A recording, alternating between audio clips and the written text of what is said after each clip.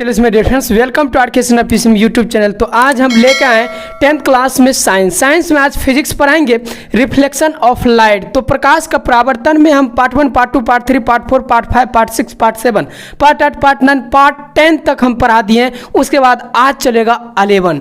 तो 11 पार्ट 11 का हम आज पढ़ाएंगे। तो उसमें देखेंगे बहुत अच्छी तरीका से। देखिए यहाँ पर क्या है, अवतल दर्पण फोकस तथा फोकस दूरी। अवतल दर्पण का फोकस तथा फोकस दूरी कहाँ बनता है, क्या होता है, इसमें हम बताएंगे और अच्छी तरीका से आपको दिखाने का कोशिश करेंगे। देखिए यहाँ पर देखिए, सबसे पहले यहाँ देखना अवतल दर्पण के बारे में क्या आ रहा है। अब देखो गोल दर्पण भी रहता है तो कोई दिक्कत, लेकिन गोल दर्पण में दोनों आता है, अवतल भी आता है और उत्तल भी आता है, ठीक है। तो यहाँ क्या करा, अवतल दर्पण का फोकस तथा फोकस दूरी। अब देखो फोकस और फोकस दूरी तो ये कह रहा है। अब देखो यहाँ पर एक अवतल दर्पण, लेकिन अवतल दर्पण को रस्तित कर देते हैं, पेंड कर देते हैं। क्या पेंड कर देते हैं,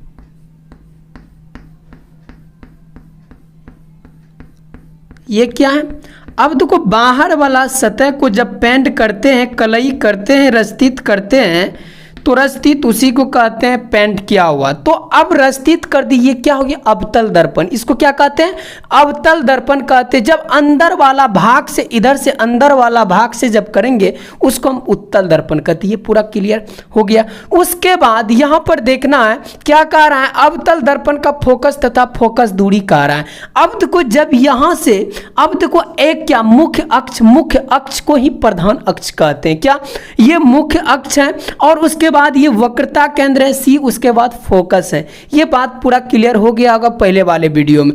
तो इसको हम पी बिंदु, इसको ही कहते हैं ध्रुव कहते हैं। अब देखो यहां पर देखना, ये एक मुख्य अक्ष, इसी को कहते हैं प्रधान अक्ष। इसको क्या कहते हैं, स्ट्रेट लाइन को।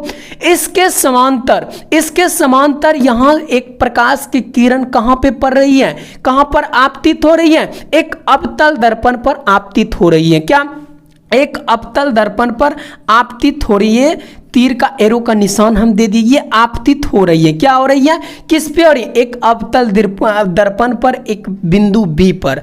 तो अब देखो अवतल होकर ये परावर्तित भी हो रही है। क्या, इस दिशा में क्या हो रही है, परावर्तित भी हो रही है। क्या हो रही है, ये परावर्तित भी हो रही है।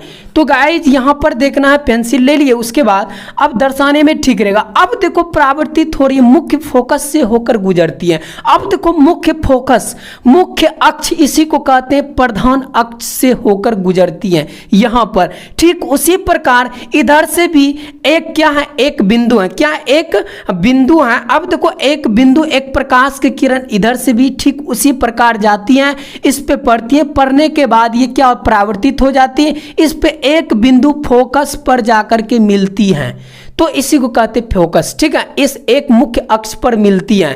तो अब देखो मिलने के बाद, यहां पर मिलने के बाद अब देखो एक सी बिंदु से बी पर, क्या सी बिंदु से वक्रता केंद्र से बी बिंदु पर अभिलंब क्या हुआ, अभिलंब डाला गया। अभिलंब डालने के बाद इसमें कौन बनेगा, क्या कौन बनेगा।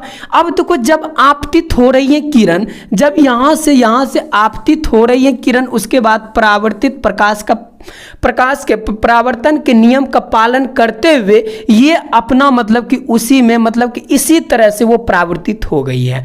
अब देखो होने के बाद क्या, होने के बाद ये अभिलंब डाला गया। अब देखो अभिलंब डालने के बाद ये कौन बन रही है, आई कौन, ठीक है। अब देखो आपतित किरण आई, उसके बाद परावर्तित भी हो रही है, इसको हम क्या कहेंगे, परावर्तित। अब देखो ये बात समझ में आ गया होगा। अब देखो लिखना है क्या, अब